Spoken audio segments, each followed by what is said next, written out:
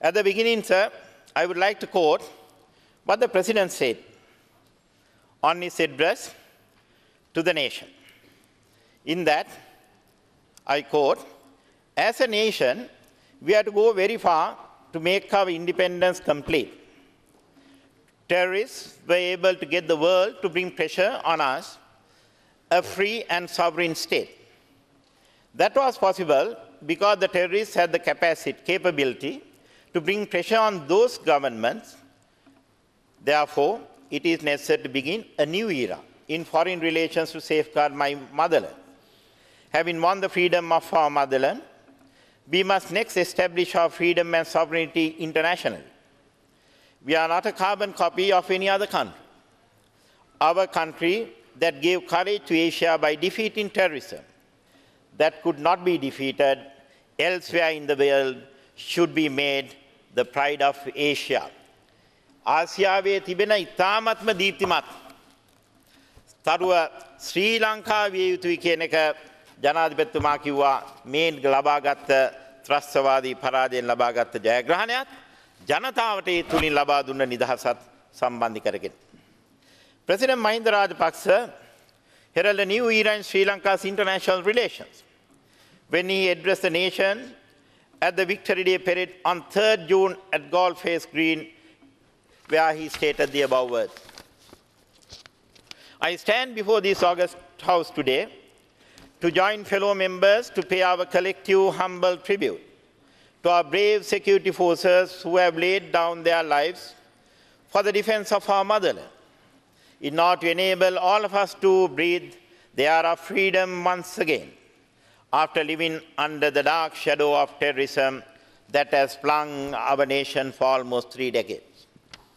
I take this opportunity to echo the sentiments of President Rajapaksa in his above address to the nation, to gratefully acknowledge the support of the international community in protecting our freedom and sovereignty. In His Excellency, the President's words, and I quote, "We have been able to build genuine good relations with the international community. These honest friends have carried out the greatest responsibility towards our freedom and sovereignty in this era. We value very much the assistance we received from all these countries at this moment. Our people who enjoy the satisfaction of freedom together with them must always have in their hearts the friendship extended by these friends from overseas." Even at the risk of repetition, I believe it is incumbent upon me to recapitulate the action taken by members of the international community to curb the manifold activities of the LTT abroad. India, the United States, the United Kingdom, the 27-member European Union, and Canada have all proscribed the LTT as a terrorist organization.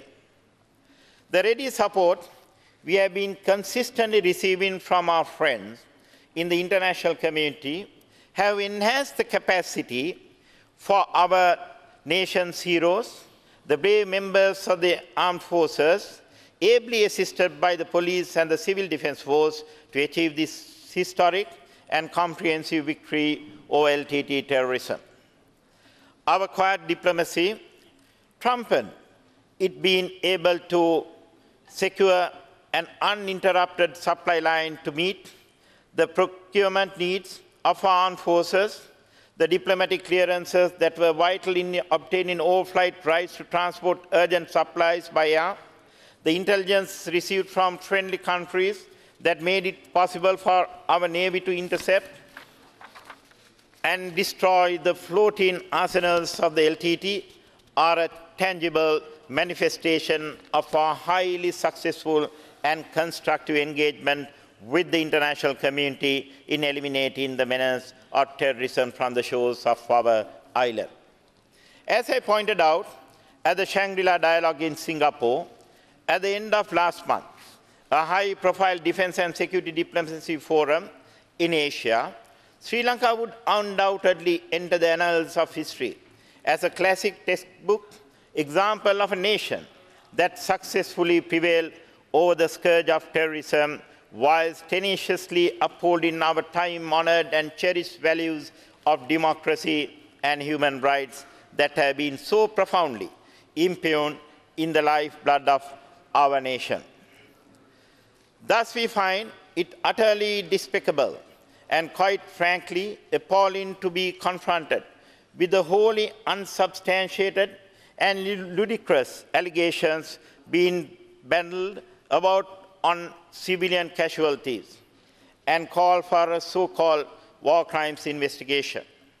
For the record, let me boldly and quite categorically state that the conduct of our armed forces throughout the period of the latest and the most decisive phase of engagement against the LTT has been exemplary. We as Sri Lankans can be truly proud of our uniformed men and women who are a role model for militaries around the world, both in the prosecution of the hostilities against the LTT, as well as in the post-conflict operations catering to the humanitarian needs of the IDPs. Our security forces have exemplified the noble and sublime values of all the great religions and cultures that coexist peacefully amongst our people. The hallmark of military operations has been the humanitarian element that underpin the successful outcome that we bear witness today and acknowledged by the opposition. If there is an iota of truth in these fanciful allegations against our security forces, how does one account for the thousands of civilians who literally braved the bullets of the LTT and fled across the front lines in Mullaitivu